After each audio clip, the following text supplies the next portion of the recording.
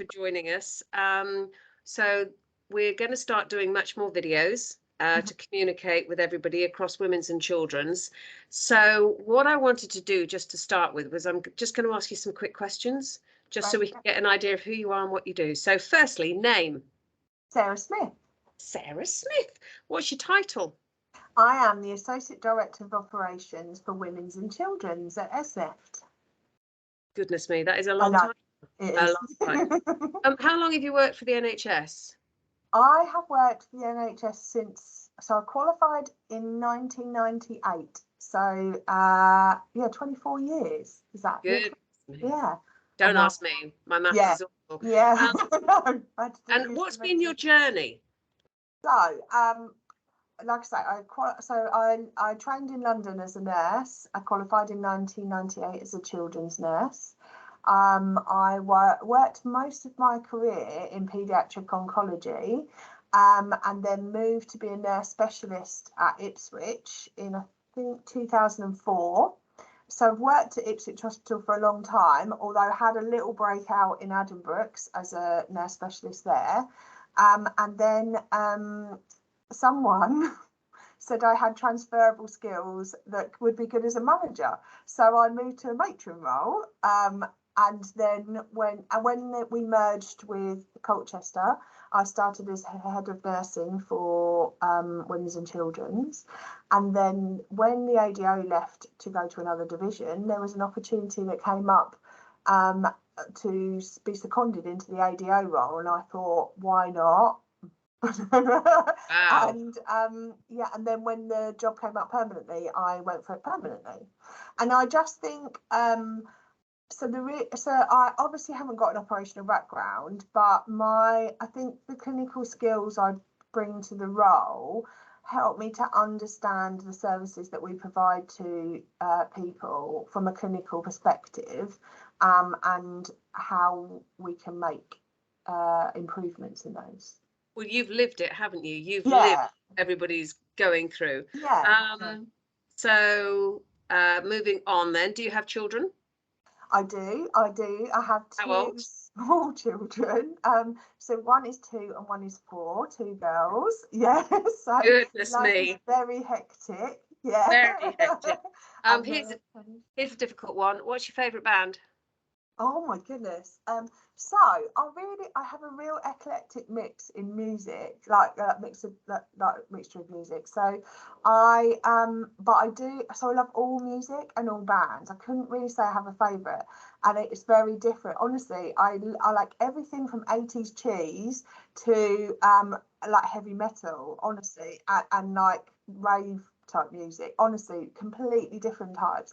But what I can tell you is I do love listening to live music. I love nothing better than to go and listen to a live band and completely let my hair down and jump around like a lunatic, and that is my all-time favourite thing to do, and really is one of the things I do to kind of wind down. But I don't get to do it as much now. I have young children, unfortunately. No. But yeah, and my favourite song is Sweet Child. Guns N' Roses? Oh, love it. Yeah. Right, we'll have to do a rendition of that then, I think, as we move along.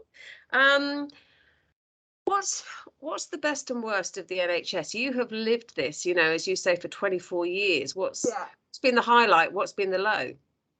So the reason why I love working in the NHS is that we have the chance to make a difference to people's lives every day, and I really do believe that, and that's what gets me out of bed in the morning. And I come to work and work with a bunch of people that have the same goal, in that we give our lives to other people to help them, and that's what it's all about. And that's what I love about the NHS. We don't come and do this job for the money. No one does.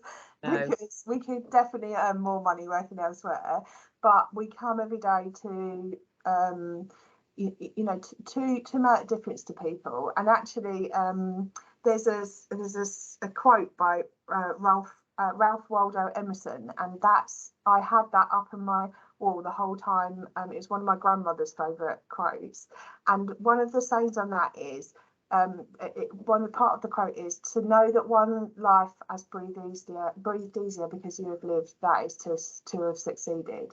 And that's been my mantra the whole of my career, like since I was training.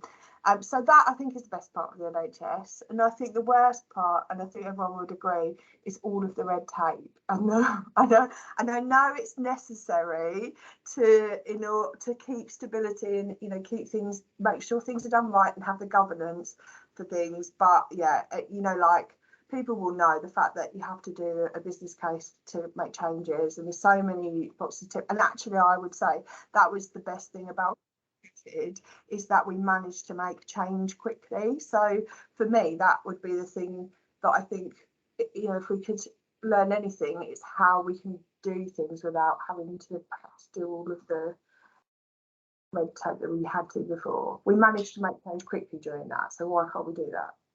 So talking about that now, in the present, you know, you've got a big job, you've got a big department. Yeah.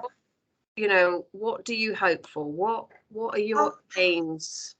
So I think, you know, we came together as two fantastic hospitals and a community service, you know, all coming together. We've got so many excellent services, you know, centres of excellence that are provided in every area. And how do we make the most of what we provide and ensure that the services that we provide to everyone within the service, you know, within the area that we cover, is equitable and fair, and everybody gets the same access to the same brilliant treatment that we provide. That for me is the key thing. I think we've had there's lots for us to develop things more in those areas, and how do we make the most of them. And I think, you know, we've got a great leadership team now. There's been a lot of changes over the years. I think it is, you know, just want to acknowledge, you know, we've had Emma come in, who is brilliant, and acknowledge that people might be feeling a bit worried because she has been snapped up as an ADO for another division, which is not surprising. But, you know, just ensuring that we as a management team find the right person to come in and help support the team into making the changes that we need to make to make the services amazing. I'm not saying they're not, they are amazing, but, you know, there's so much more we could do.